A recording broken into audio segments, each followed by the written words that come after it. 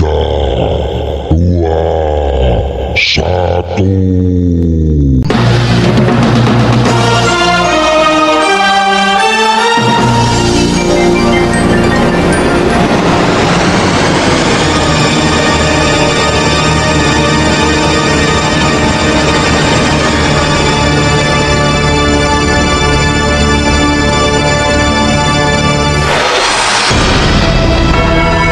PT Radio Istana Siar FM Bojonegoro mempersembahkan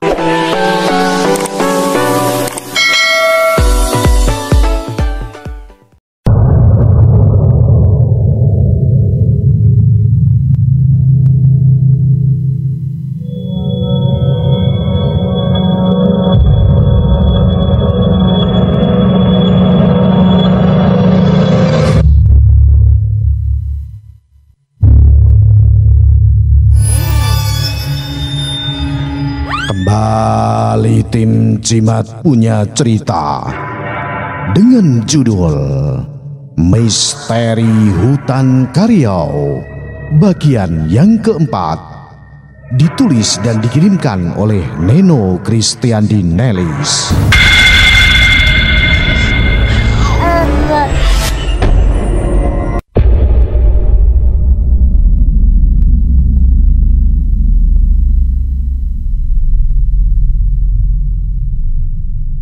Panas terik matahari mulai menyengat ketika aku berhasil mengantarkan Mbak Anissa ke alamat yang ia tunjukkan tadi. Dan setelah memastikan alamatnya benar dan Mbak Anissa benar-benar sampai dengan selamat, maka aku segera pamit pulang ke Kalimantan Tengah tepat saat jam sudah menunjukkan pukul 12 siang. Dengan jam yang sesiang itu sudah dapat dipastikan jika aku akan sampai di rumah sekitar jam 9 malam. Tapi meski begitu aku sengaja tak mau singgah istirahat atau membawa satupun penumpang. Aku masih trauma dengan kejadian yang baru saja aku alami.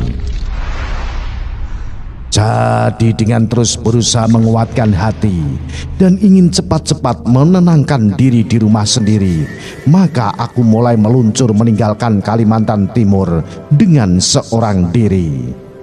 Sejak pertama keberangkatan aku sangat yakin jika semua masalah sudah benar-benar berlalu dari kehidupanku.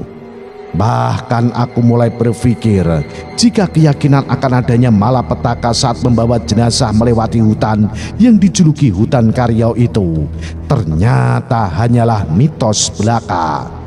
Jadi meski teror memang sempat benar-benar terjadi, tapi aku yakin itu tidak akan berlanjut ke kehidupanku selanjutnya. Setidaknya itulah yang aku pikirkan sebelum sebuah keanehan kembali terjadi tak lama setelah aku memasuki wilayah hutan itu lagi. Keanehan itu awalnya tak begitu aku peduli, tapi ketika hari sudah semakin gelap dan hujan turun dengan tiba-tiba, dalam mobil mendadak muncul aroma yang tidak biasa bagiku.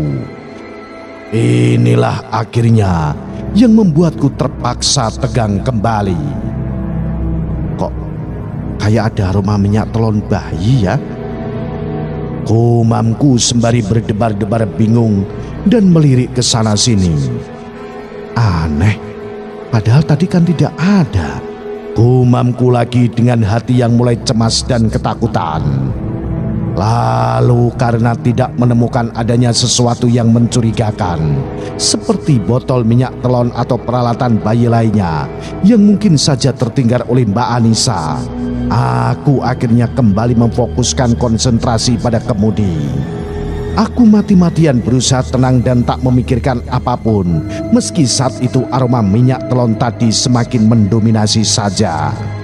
Bahkan kemudian juga aku mulai menganggap jika aroma itu muncul akibat efek samping akibat besarnya dosis jamu anti lelah dan anti ngantuk yang aku konsumsi.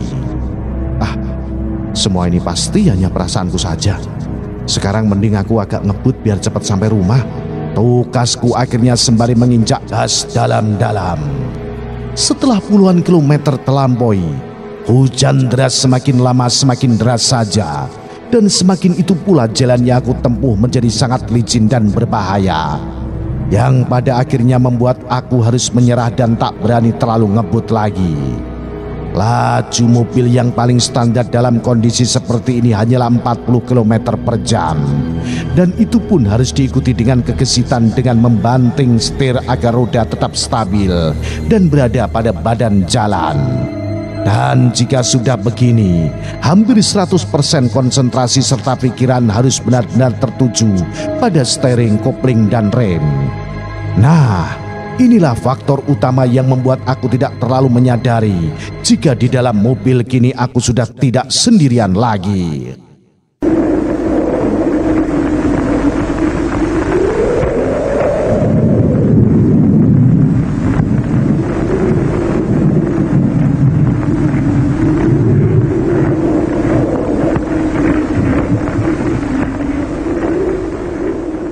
Tampaknya ada sosok lain yang selalu tertangkap melalui ujung mataku.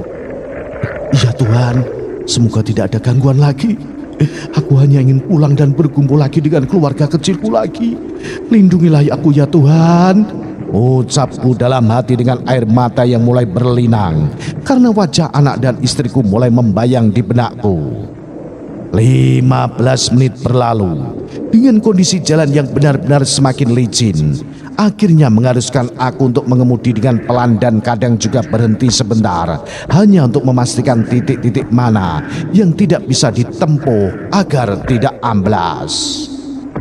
Pada posisi ini, aku memang belum merasakan ada sesuatu yang lebih daripada hanya perasaan adanya sosok yang lain tadi. Tapi saat aku mulai melintas tempat yang menjadi lokasinya jenazah bayi Mbak Anissa dikuburkan, mendadak mesin mobilku berhenti dan tidak mau menyala lagi. Terang saja hal ini membuat aku menjadi panik dan khawatir sekali. Terlebih saat itu juga dari bagasi belakang terdengar suara gedebuk-gedebuk keras yang sangat mencurigakan, yang seolah-olah menandakan ada sesuatu yang ingin keluar dari sana. Ya Tuhan, ada apa lagi nih? Keluhku dalam hati seraya. Kembali mencoba menyalakan mesin mobil dengan sangat paniknya. Lalu setelah 10 menit berlalu, sungguh beruntung akhirnya mesin mobil mau menyala juga. Setelah beberapa kali kunci kontaknya aku gebrak-gebrak keras. Ya, tampaknya ada beberapa kabel yang bermasalah di sana. Setidaknya itu pikiranku untuk sementara, walau sebenarnya aku masih bingung apa hubungannya. Mobil langsung aku pacu dengan gas tinggi tanpa peduli jika itu bisa membuat aku celaka. Yang ada dalam pikiranku sekarang hanyalah berusaha agar bisa sampai rumah secepatnya. Setidaknya itulah harapanku sebelum beberapa meter kemudian akhirnya ban depan sudah tak terkendali lagi. Untung saja, desahku sembari mengembuskan nafas lega karena mobil tak jadi jatuh ke parit. Tenang, aku tidak boleh panik. Aku harus bisa keluar dari hutan ini dengan selamat. Umamku lagi sembari menjalankan mobil kembali. Untuk kali ini aku tidak segila tadi. Aku benar-benar memperhitungkan semuanya.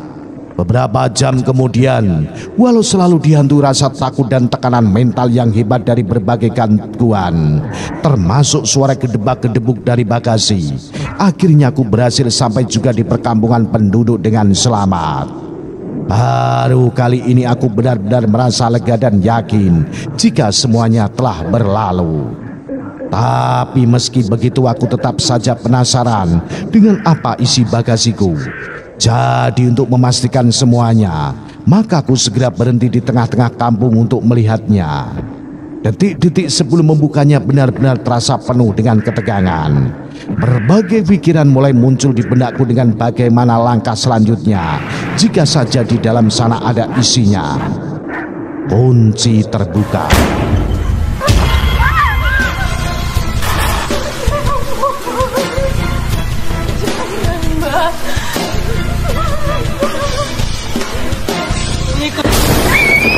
Dalam nama Tuhan, ucapku pelan. Lalu kemudian pintu bagasi sedikit demi sedikit terangkat ke atas. Dan Desahku lega sebab ternyata isinya kosong melompong. Berarti tak salah lagi jika apa yang aku dengar selama perjalanan tadi hanyalah halusinasiku saja akibat dosis jamu yang aku minum terlalu banyak. Batinku sendiri sembari menggeleng-gelengkan kepala. Menit-menit pertama masuki jalan beraspal yang mengarah langsung ke kota tempat tinggalku. Perasaanku sudah benar-benar tenang dan semakin bersemangat saja. Sukar dilukiskan betapa bahagianya diriku karena baru saja lolos dari lingkaran iblis yang benar-benar menakutkan. Aku berencana ini akan menjadi sebuah pengalaman yang akan aku tuturkan kepada anak cucuku nanti supaya menjadi bekal ilmu dan pengetahuan mereka. Setidaknya itulah yang aku pikirkan hingga satu hari kemudian kejadian-kejadian aneh mulai mendatangi kami secara berturut-turut. Adapun kejadian-kejadian itu sebenarnya sudah muncul sejak hari pertama kepulanganku. Namun hal itu hanya dirasakan oleh istri dan anakku saja.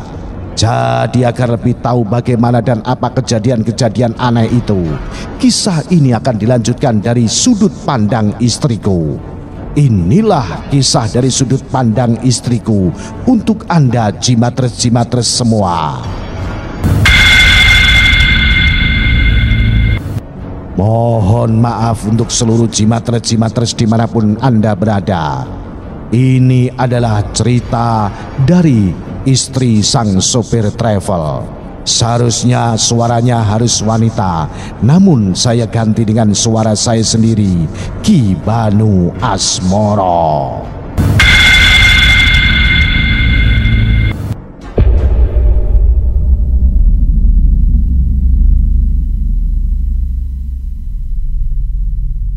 Hari itu sekitar pukul 2:30 dini hari. Suamiku yang bekerja sebagai supir travel pulang dengan wajah yang kusut dan berpakaian agak sedikit kotor. Entah apa yang terjadi dengannya selama bekerja. Namun yang pasti sebelum-belumnya ia tak pernah pulang dalam keadaan seperti ini. Jadi karena melihat kondisi dan sikapnya yang seperti itu, aku langsung menyerbu dengan pertanyaan yang bertubi-tubi. Kakak kenapa? Kok kelihatannya muram dan tak punya niat hidup? Aku tidak kenapa-kenapa kok, Dek. Cuma sedikit lelah saja, sautnya dengan senyuman yang tipis dan terkesan kaku. Ya sudah, kalau begitu kakak istirahat saja. Tukasku kemudian sambil menggantungkan tas kecil dan jaketnya di kastok. Lalu setelah mencuci muka, ia kemudian masuk kamar dan mencium putri kami yang masih berumur 2,5 tahun itu dengan penuh kasih sayang. Dan setelah puas ia kemudian berbaring dan langsung tertidur nyenyak. Pemandangan seperti ini adalah salah satu pemandangan yang paling mengharukan dalam hidupku. Ya, rasa haru, cinta dan kasih sayangku padanya terus bertambah setiap melihat wajahnya yang penuh ketabahan dan keikhlasan itu terlelap dalam mimpi-mimpi indahnya. Aku mengembus nafas panjang lalu ikut berbaring di sampingnya. Aku sebenarnya ingin sekali tidur lagi agar jam 5 nanti bisa bangun kembali dengan keadaan segar bugar dan penuh semangat. Tapi entah kenapa aku malah tak bisa terlelap sama sekali. Perasaanku semakin lama semakin gelisah dan berdebar-debar tanpa ada alasan dan sebab yang jelas. Hal ini seharusnya sudah mulai aku rasakan sejak awal kedatangan suamiku tadi. Hanya saja bedanya kali ini perasaan-perasaan itu semakin kentara saja. Dan yang lebih kentaranya adalah ketika beberapa saat kemudian, saat aku mau masuk ke kamar kecil, Ulu Kuduku tiba-tiba berdiri kuat karena merasakan ada yang sedang membuntutiku. Sosoknya terasa nyata sekali, bahkan suara langkah kakinya juga. Tapi ketika ditoleh justru tak ada siapapun yang berada di belakangku. Sekali lagi aku mengembuskan nafas getir karena baru kali ini merasakan kejadian yang seganjil itu. 5 menit berlalu. Setelah selesai dari kamar kecil, keganjilan lain mulai datang lagi. Dan kali ini muncul dari arah garasi tempat di mana mobil suamiku disimpan. Ya, dari sana sayup-sayup terdengar seperti suara tangisan bayi. Tangisan bayi ini jelas bukan suara tangisan putriku. Apalagi ini datangnya bukan dari arah kamar tidur kami. Jadi untuk mengobati rasa penasaranku, aku mulai melangkah menuju sumber suara tadi. Dan sumbernya ternyata memang benar-benar berasal dari garasi, atau lebih tepatnya berasal dari mobil suamiku sendiri.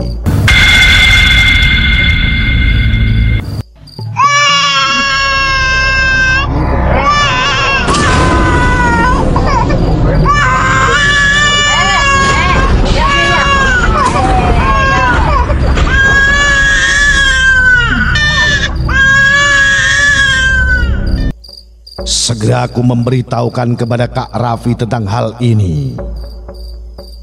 Tapi baru saja akan melangkah pergi, suara tangisan bayi tadi malah semakin keras dan disertai pula suara-suara gedoran dari bagasi. Sontak hal ini membuatku jadi semakin heran dan penasaran. Aku jadi tergoda untuk memeriksanya saat itu juga. Pelan-pelan aku mendekati bagasi mobil. Lalu dengan sedikit tangan gemetar, detik selanjutnya aku mulai perlahan membuka bagasi tersebut dengan hati-hati. Dan apa yang aku lihat selanjutnya benar-benar membuat shock dan ternganga tak percaya. Bayi? Bayi siapa ini? Kenapa ada bayi dalam bagasi mobil Kak Raffi ya? Pakaiku sembari tersentak mundur dan panik bukan kepalang. Kemudian setelah berhasil menguasai diri, aku kembali lagi melongok ke dalam bagasi untuk memastikan apa yang sudah aku lihat tadi. Dan kenyataannya tetap sama.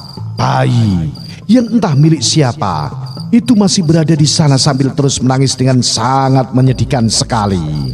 Cup, jangan nangis ya. Ayo kesini sama tante. Ucapku sembari meraih bayi tadi dengan penuh rasa iba. Memang kalau dipikir-pikir hal ini agak bertentangan dengan hati kecilku, mengingat kalau bayi itu masih belum aku ketahui milik siapa. Tapi karena jiwa keibuanku tak bisa membiarkan bayi itu terus berada di sana, maka tanpa banyak pikir lagi aku akhirnya membawa bayi itu masuk ke dalam rumah. Kak Raffi, ini bayi siapa sih? Seruku sembari mendekati Kak Raffi yang saat itu benar-benar terlelap nyenyak sekali. 2, 3, 4 kali aku panggil Kak Raffi, masih belum terbangun juga. Ia baru terbangun sepenuhnya ketika tubuhnya aku goyang-goyangkan dengan agak keras. Ada apa, Dek? Desah Kak Raffi seraya menggeliat duduk. Ini bayi siapa, Kak? Bayi mana? Loh, ini? Aku langsung terdiam dan tak dapat berkata apa-apa lagi ketika bayi tadi sudah berubah menjadi gulungan kain batik berwarna putih kecoklatan. Aku tak tahu sejak kapan bayi itu berubah menjadi kain, tapi yang jelas hal itu langsung membuat aku kaget dan buru-buru melebarkan kain itu ke pojokan kamar. Aku tak percaya sembari memandang ke arah Kak Raffi dan kain batik itu secara bergantian. Melihat kebingunganku tuh, Kak Raffi pun tak dapat berkata apa-apa. Malahan ia kemudian tiba-tiba bertanya tentang kain batik tadi dengan nada sedikit gugup. Kamu dari mana dapatkan itu, Dek? Dari bagasi, Kak. Sautku cepat sembari menelan ludah berkali-kali. Aduh, kok bisa ya? Gumam Kak Raffi sambil menggigit bibirnya sendiri. Memangnya kenapa, Kak? Apa sih yang sudah terjadi? Desakku tak mengerti. Ceritanya panjang, Dik. Sekarang sebaiknya kita singkirkan saja kain itu jauh-jauh dari rumah ini. Singkirkan kemana? Buang ke sungai, bakar atau apalah terserah. Soalnya kain itu adalah bekas kain pembungkus mayat. Saut Kak Raffi sebelum buru-buru keluar membawa kain tadi dengan tubuh sedikit bergidik ngeri. Sepeninggal Kak Raffi aku benar-benar semakin bingung dengan apa yang sudah terjadi. Tampaknya ada satu misteri besar yang belum Kak Raffi ceritakan kepadaku. Nah, bagaimanakah kisah selanjutnya? Ikuti terus cerita misteri bersambung. Misteri Hutan Karyau. Salam Cimatres, salam misteri. Au.